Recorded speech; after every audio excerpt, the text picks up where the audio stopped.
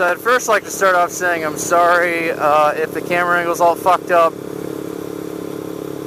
Went to the mountains the other day, and as I was pulling my GoPro off my helmet, I dropped it, and it broke one of the little clippy pieces, and then it also broke one of the extension parts, like at the little tines that go in.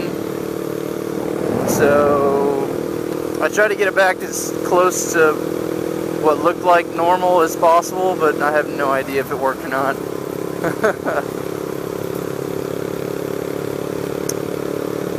And I also have a valid reason for squitting.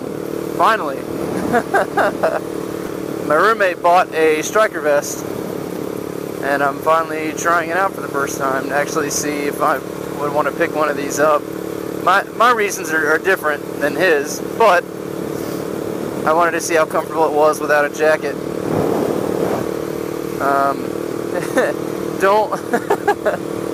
The striker vest should never replace gear. That's not what it's intended for. But if you're gonna wear as minimal amount of gear as possible, at least the striker vest will kind of help. I do like the spine protector part of it. That's really good. But the whole like chest piece is a joke. There's really nothing there. I mean, there's like hard plastic, but my arms are screaming at me right now because they know that the pavement's gonna kill me if I hit it. But anyways, so I'm gonna go get lunch with Miss Sticker, and I figured I'd update you guys a couple things.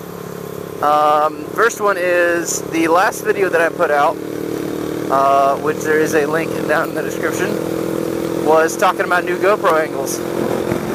And I was gonna do a whole video dedicated to new GoPro angles. Well, turns out I ended up doing that on Blood Mountain the other day. Brian S. McKay and I went up and spent the morning on Blood Mountain because we had to go do something for work later that evening. And I decided to go ahead and try out all the different GoPro angles then, and it actually worked out. It worked out a lot better than I expected it. So that will be at the end of this video, so relax. We'll get there.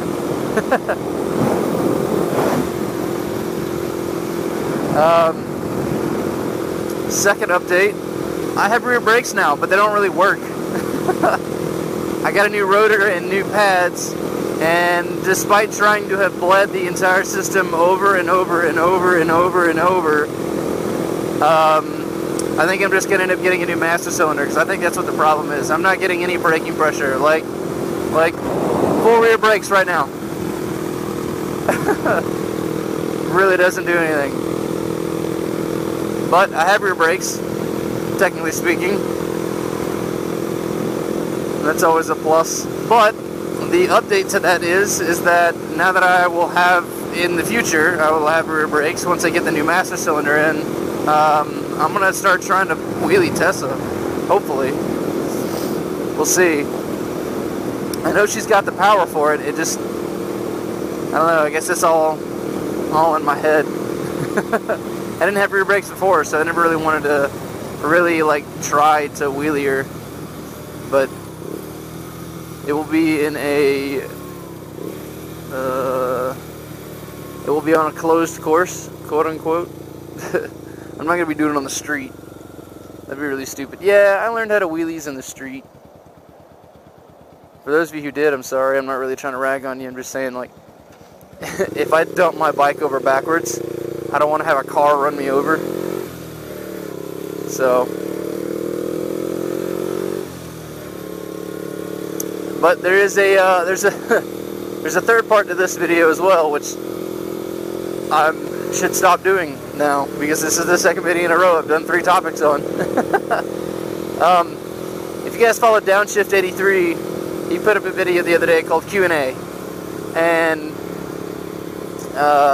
as I've gotten to know Downshift and Defobra and all the guys who have been in the game for a while, motovlogging back in the day, when there wasn't that many people, used to be a QnA community. You actually, there were conversations that would go between motovloggers, like over YouTube videos. It wasn't just about it wasn't specifically only covering what you want to cover on your channel. It was, you know, hey, I've got this bike, I don't really know how to work on this particular thing. What do you guys think? Have you owned one before? You know, what have you done? And I think Downshift is kind of trying to get us all back to the roots. So he put up a video the other day talking about a QnA. And the QnA is specifically directed at people who have YouTube channels or people who want to start a YouTube channel. So those fucking vultures are like fighting each other. The only way he will take a question for the Q&A is through a YouTube video. So, you know, I'm sorry about you guys in the comment section. You guys don't get to participate unless you put, you know, have your own channel and then submit a video to him. But this is my submission to you, Downshift, and my question is, I know you're passed with, I can't remember if it was it was a ZX6R, but I can't remember if it was the 6v6 or not, and the ZX10. When you had to make your decision on getting a new bike, at the time before you bought the R1, so the decision time of when you got the R1, what made you choose the R1 as your leader bike, having already owned a ZX10, and I'm sure having ridden numerous other bikes? I mean, Honda's obviously got one, Suzuki's got, you know, Suzuki's got their leader bikes, I guess. But yeah, my question is, what made you choose the R1 over all of the other leader bikes? Boom, submitted, done. I need to go recheck that video and make sure I don't have to like send him a link or some shit. I'm pretty sure I probably do. But anyways, Downey's gonna do the Q&A video on his channel. He's gonna take all of the questions that were submitted or that are submitted,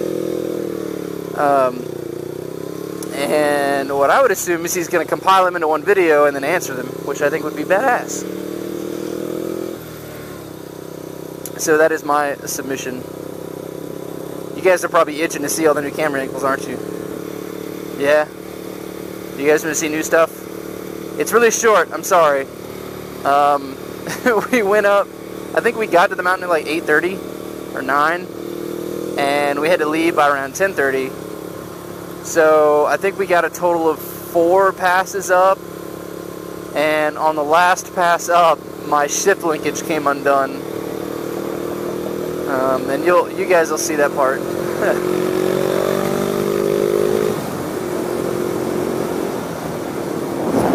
But I hope you guys enjoy.